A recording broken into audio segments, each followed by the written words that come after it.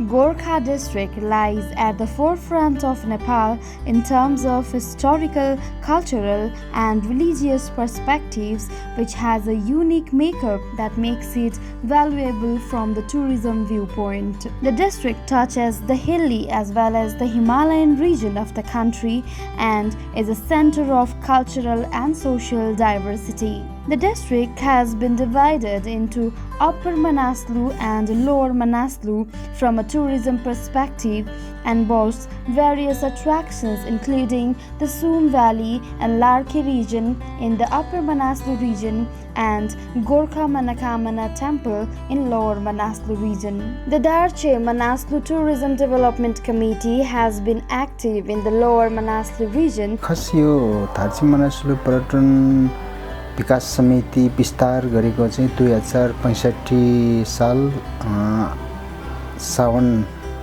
महिना यो 27 गते स्थापना गर्यो अनि त्यसपछि यो धार्चे क्षेत्रको लागि चाहिँ धेरै सम्पदाहरू त्यहाँको कल्चर त्यहाँको संस्कृति त्यहाँको विविधता धेरै धनी छन् त्यसमा प्रचार गर्नु नसक्ने त्यसको पब्लिसिटी गर्नु नसक्ने भएको कारणले हामीले एउटा समिति विस्तार गर्यो to help the locals improve their living standards by developing tourism in the region. The committee has also been engaged in developing trekking routes in and around the Dharche region based on the concept of rural tourism, which allows trekkers to enjoy and to be a part of the local culture. यो धार्चे मनसलु trekking road भनेको चाहिँ तलबाट चाहिँ अब गाडी road माथि जाँदैछ त्यसकारणले हामीले वैकल्पिक मार्गलाई चाहिँ खोज्नै पर्छ भन्ने हिसाबले हामीले चाहिँ एउटा धार्चेदेखि रुबेनाला हुँदै मनसलु जोड्ने मार्गलाई चाहिँ हामीले बढी फोकस गरेका छन् त्यो भनेको एउटा पोटेन्शियल क्षेत्र हो त्यो डाँडा हुँदै ग्लेसियर बुद्ध हिमाल ग्लेसियर हुँदै त्यो ठाउँहरू सबभन्दा लामो डिस्टेन्सको ग्लेसियर त्यो चुम्दुब्री गाउँपालिकामा पर्छ त्यो डाँडा भनेको त्यो क्षेत्र भनेको एकदम लुकेको ठाउँ हो त्यहाँ विभिन्न चाहिँ अब जडीबुटीदेखि त्यहाँको चाहिँ अब हाई उचाइदेखि हिमाल श्रृङ्खलाहरू त्यहाँको प्रजातिहरू त्यहाँको चाहिँ जीवजन्तुहरू त्यहाँको जडीबुटीलाई पनि संरक्षण गर्न सक्यो भने त्यहाँको स्थानीयलाई चाहिँ भोलि आय आर्जन हुने सम्भव चाहिँ धेरै राम्रो छ A team under the initiation of Dharche Manaslu Committee started off on April 22nd, 2018 on a 7-day trek to the beautiful Dharche hilltop located at an altitude of 3,220 meters to mark a memorial program remembering the lost lives in the earthquake of 2015. Tourism सेक्टरको हिसाबले धार्चे डाँडा एउटा पवित्र डाँडा पनि हो त्यो क्षेत्रको लागि त्यो डाँडा भनेको 8-9 गाविस समितिको एउटा छाता एउटा टप हिल हो त्यो डाँडाबाट चाहिँ 8,000 मिटर भन्दा माथि हिमालहरू दुईटा देखिन्छ अन्नपूर्ण अनि त्यसपछि यता लामो डिस्टेन्समा चाहिँ धौलागिरी पनि देखिन्छ अनि त्यसपछि साउथ मनसलु देखिन्छ बुद्ध हिमाल देखिन्छ त्यो टापु भनेको एकदम गोर्खा जिल्लाको उत्तरी भेग र तल्लो भेग जोड्ने एउटा सम्पदा प्राकृतिक एउटा सम्पदा हो त्यो क्षेत्रलाई चाहिँ डेभलप हुने त्यहाँको स्थानीयले पनि धेरैलाई चाहिँ टुरिज्म सेक्टरबाट रोजगार पाउने चाहिँ सम्भावना चाहिँ राम्रो हुन्छ भविष्यको लागि चाहिँ The trek passed through the epicenter of the 2015 earthquake and allowed the team to observe closely the devastation brought by the disaster and the status of local lifestyle 3 years later. पूर्व त्यति परसम्म त त्यत्रो असर गरिया छ भने यहाँ कति गर्यो होला यो हजुरहरूले नै अनुमान गर्न सक्नुहुनेछ यसको केन्द्र पनि यही हो यो बारपाक र सौरपानीको बीच अथवा बारपाक अलिकति बारपाक पट्टी भन्ने छ यहाँ यो खोजमा पर्छ रे अनि त्यो भएर फेरि यो डाँडाको बस्ती माटो पक्का नभएको घर अधिकांश कच्चा भएको भएर झन्डै तपाईको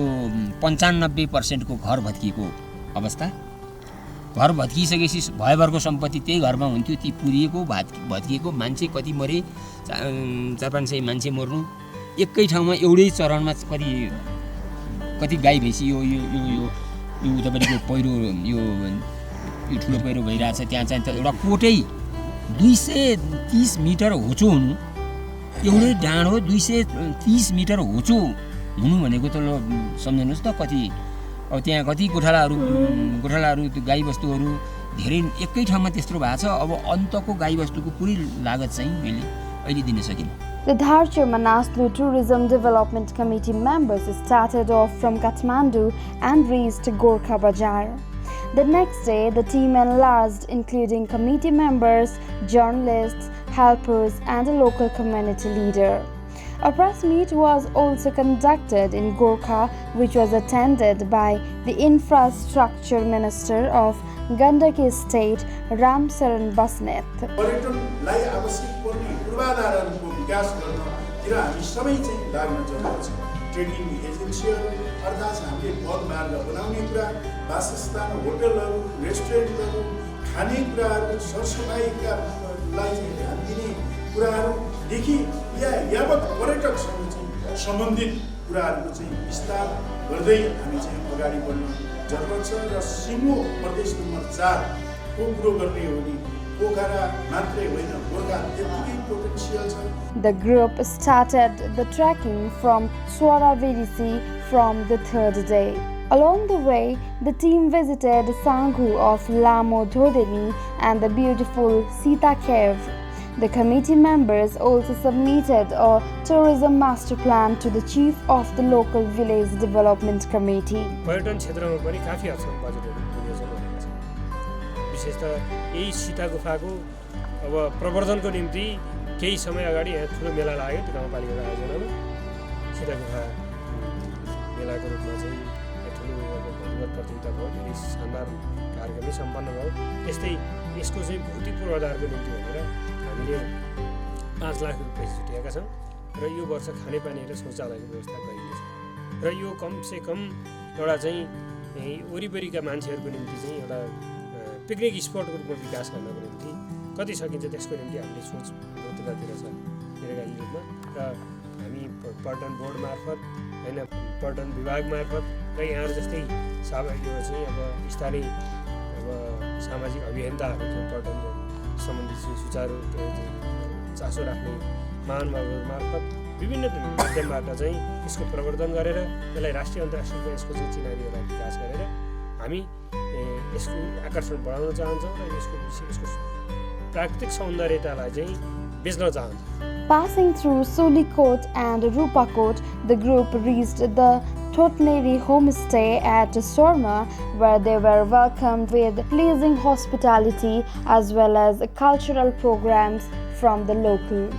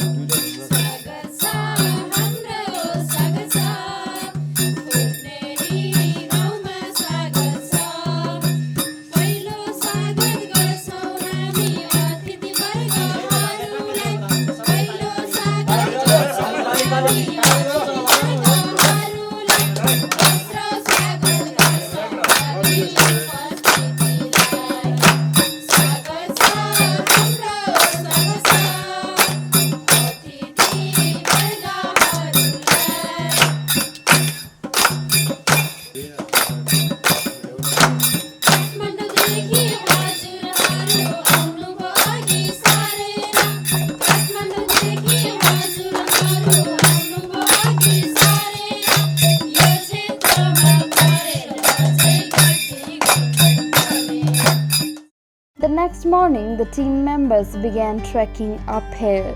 The way was filled with various attractions such as the Baharamu goddess temple at the head of the Stulkola river and the Manakamana and Gorakhnath temples that lay on the jungle trail. The Manakamana temple has its own history and is said to have a mystical origin. The group passed through Nevli Khurka at 2660 meters, learning along the way about the different kinds of grass and reeds that grow in the region. The hills of Dharche are hidden gem for the locals who forage through the hilly forests for highly precious herbs and plants. Along the way, there was the unusual earthen breeze known as Shacham or Jhakri breeze. Walking past the breeze, the team moved through Tamakhani and witnessed the sunset at Gauda. Finally, crossing Dharche Hill itself, the team reached the Sumbe-Karka Potter House. The Potter House was the only shelter in the area for trekkers and was built by the Dharche Manaslu Tourism Development Committee some years ago. होमस्टेको अवधारणा हो जुन चाहिँ यहाँ hotel व्यवसाय जस्तो रेस्टुरेन्टहरू खोल्नलाई हामी प्रोत्साहन गरिरहेका छौँ अनि यहाँको व्यवसाय त्यसको लागि चाहिँ हामीले खासै ठुलो त्यस्तो योगदान दिन त सकेका छैनौँ तर हामीले त्योलाई अलिकति आय आर्जनको व्यवस्था गर्नको लागि चाहिँ अब टुरिस्टहरू लिएर आउने अथवा आन्तरिक पर्यटकहरू पनि लिएर आउने त्यस्तो चाहिँ गरिरहेछौँ तर त्यहाँबाट ठुलो त्यस्तो आय आर्जन त भएको छैन तर केही मात्रामा केही यहाँका चाहिँ बासिन्दाले लाभ उठाइरहेकै छन् किनभने कोही मान्छेहरू हाम्रो यो धार्चे क्षेत्रकै भनेर आउनुहुन्छ उहाँहरूले यहीँ होमस्टे अथवा चाहिँ सानो आफ्नो घरमा बस्नुहुन्छ त्यहाँका लोकल खानाहरू खानुहुन्छ त्यो खाए बापत केही पैसाहरू दिनुहुन्छ त्योबाट थोरै उहाँहरूको चाहिँ जीविकोपार्जन भइरहेकै छ.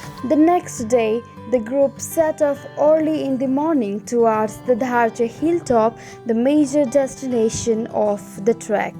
The Dharche hilltop is an exquisite destination that offers a view of beautiful mountain ranges.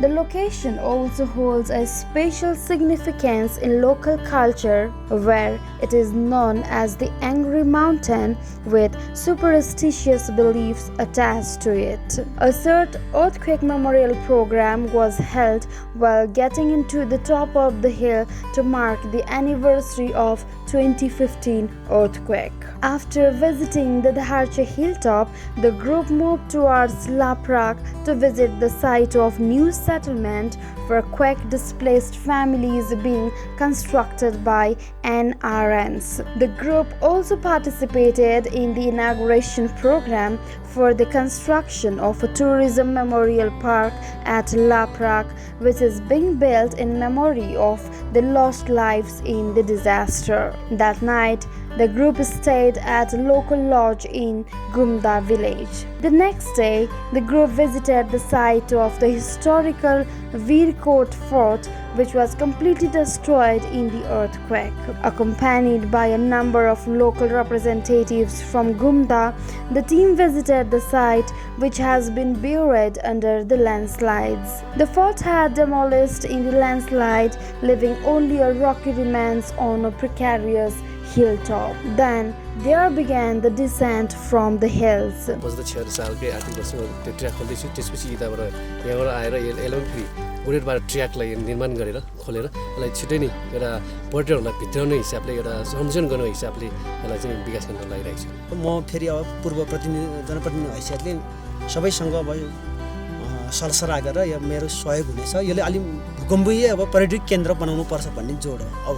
Passing through Yam village and the religious Satkanya pond as well as the beautiful Lapsibot village, the group steadily made their way downhill. Along the way, we encountered another attraction, the Harry Hill, which was visited by Prince Harry of the United Kingdom during his Nepal visit right after the earthquake in 2015. The trek ended at the Machhakhola settlement located at the side of Budi Gandaki river. On the next day, we started off on vehicle towards Gorkha Bazaar and then to Kathmandu, ending our wonderful trekking which created lots of memories.